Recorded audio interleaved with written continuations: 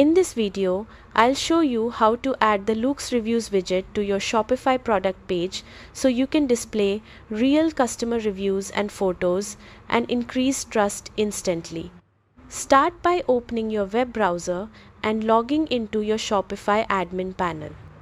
Before moving ahead, make sure the Loox Photo Reviews app is already installed on your store. From the Shopify dashboard, go to Online Store, then click Themes. Find your active theme and select Customize to open the theme editor. In the left sidebar, click App Embeds and look for Loox. Enable the Loox core script and save. This step is important because it allows Loox reviews to display properly on your product pages.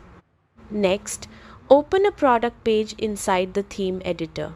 In the left toolbar, click the Add section or App option.